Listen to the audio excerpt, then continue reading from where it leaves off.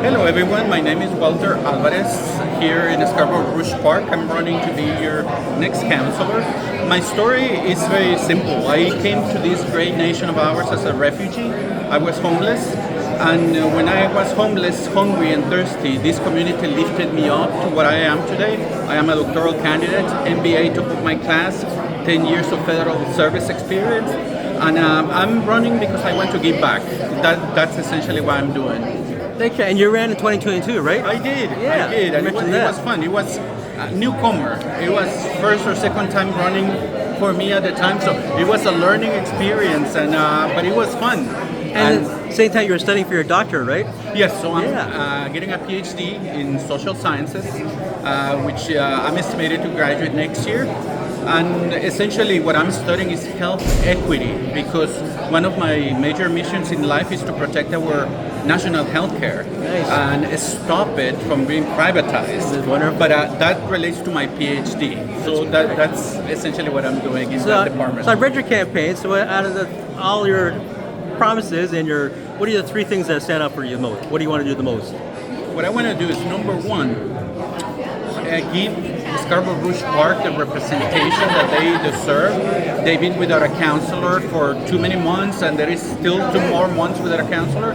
So I need to advocate for them, use my PhD intelligence and my government experience to catch up really quick and start reviewing the bylaws that are scheduled to be passed in the next 13 months to make sure that they serve the interests of the people of Scarborough Rouge Park.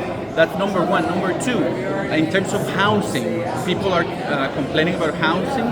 And the thing, when you study a PhD, is that all the subjects tend to be intertwined with each other.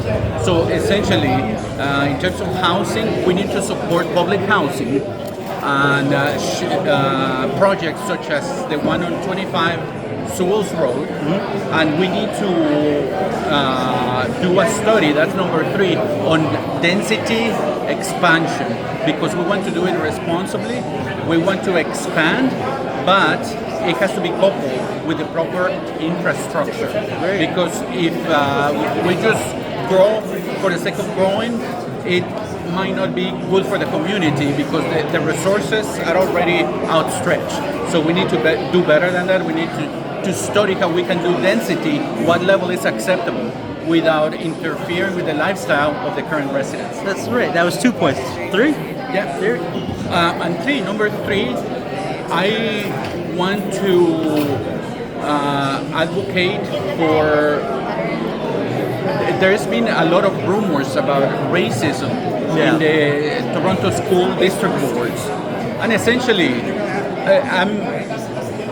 I'm not accusing anybody, but what I'm saying is, as an Afro-Indigenous person whose ancestors were double slaves, on my Maya side, on the indigenous side, on the African side, they were double slaves, yet they were not subdued, because we're not victims, we're courageous fighters, and I see that in every constituent that I speak with. Nice. They may not be Afro-Indigenous like me, but they have their own story, whether they come from Afghanistan, from India, from anywhere in the world. They come here and we become a community, and the institutions, the structural powers that be need to be accommodating of people of all colors, but this needs to be not just in writing, because in codified laws there are so many beautiful laws, but yet I was a federal civil servant, and I would serve and unfortunately experience discrimination. So one thing is what the codified laws say, and what we need to do in the real world to make equality happen. So that would be what I would fight for. That's been the fight of my life. So my one question to ask you is, given from the crowd there, for all your volunteer work, how did it feel when somebody came back to you and say, "Thank you, Walter, you made a difference in my life"? How did it feel? You remember that point? Say again? When somebody came up to you the first time after you helped them in your community, and they gave you feedback saying, "Thank you for your commitment to helping me, you made a difference in my life." How did that make you feel? Oh my God, that's better than any material good you could get Yeah. in your life.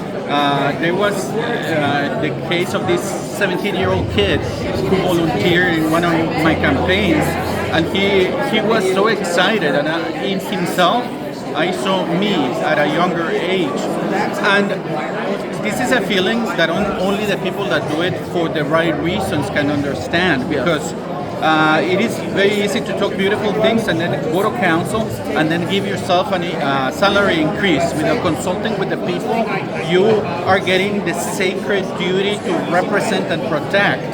And yet, how can you, in good conscience, go there and give yourself a raise of $30,000-$40,000 without consulting with the people? True. That's a shame, and that's what I'm fighting for.